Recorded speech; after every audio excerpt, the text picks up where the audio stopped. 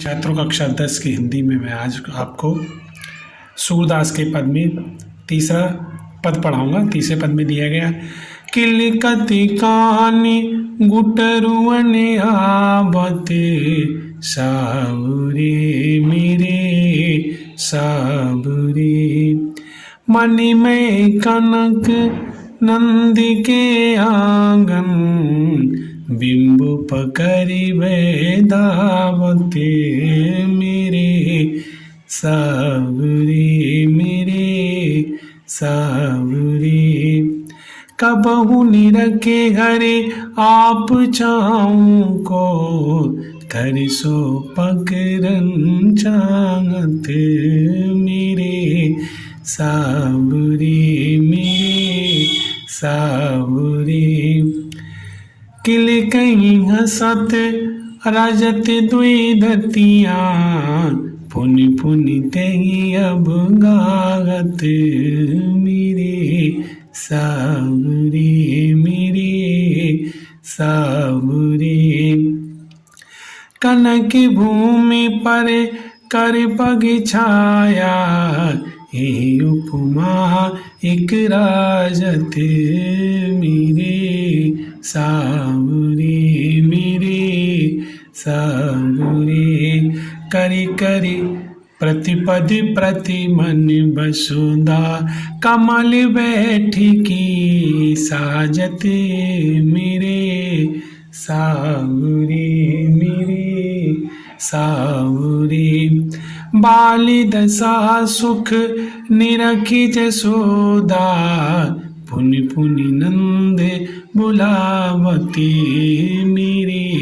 साबुरे मेरे साबुरे आचर तरले ढाके सूर्य के प्रभु को दूध पियावती मेरे साबुरे मेरे साबुरे। प्रस्तुत पद में कहा गया है कि किलकत कान गुटरुआ नावत, कि श्री कृष्ण भगवान किलकारी मारकर घुटनों के बल आ रहे हैं। मनिक मनय कनक नंद के आंगन बिंब पकड़वे धावत। और नंद जी के कनक माने सोने से, मणिक माने मणियों से, मणि और सोने से जड़े हुए आंगन में अपना बिंब पकड़वे धावत, अपना परछाई को पकड़ने यानी अपनी परछाई को पकड़ने के लिए दौड़ते हैं। कभू निरख हर छाऊं आप छाऊं को, कभी भगवान अपनी परछाई को देखते हैं, यानी श्री कृष्ण भगवान कभी अपनी परछाई को देखते हैं। वे उसे अपने हाथों से कर सो पकड़न चाहत, अपने हाथों से पकड़ना चाहते हैं। किलकत हंसत रजत द्विदतिया, जब वो किलकारी मारकर हंसते हैं तो उनके दो दांत दिखाई देते हैं। पुण्य पुण्य तय अवगाहत, और बार बार उन दांतों को वो दिखाना चाहते हैं। अगली लाइन में कहा गया कनक भूमि कर पर कर पग छाया, यानी कनक भूमि सोने की भूमि पर श्री कृष्ण भगवान के जब हाथों की छाया पड़ती है। ये उपमा एक राजा, तो ऐसा प्रतीत होता है कि जैसे पृथ्वी ने, वसुधा माने पृथ्वी ने कमल बैठ के साजत, यानी कमल रूपी आसन सजा दिया। दूसरे शब्दों में कह सकते हैं कि जब श्री कृष्ण स्वर्ण निर्मित आंगन में श्री कृष्ण भगवान के हाथों की छाया पड़ती है, अर्थात श्री भगवान का प्रतिबिंब पड़ता है, तो प्रत्येक मणि में उनके बैठने के लिए पृथ्वी ने कमल का आसन सजा दिया।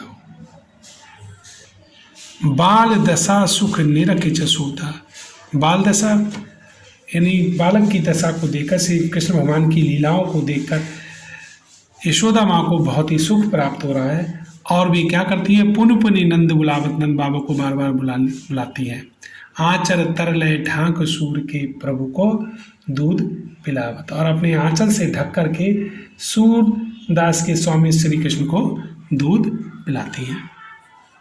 तो इस तरह से यूपी बोर्ड मैं आपके लिए इसका यदि आपको अर्थ याद होगा तो इसके नीचे दिए हुए प्रश्नों को आप आसानी से उत्तर दे सकते हैं।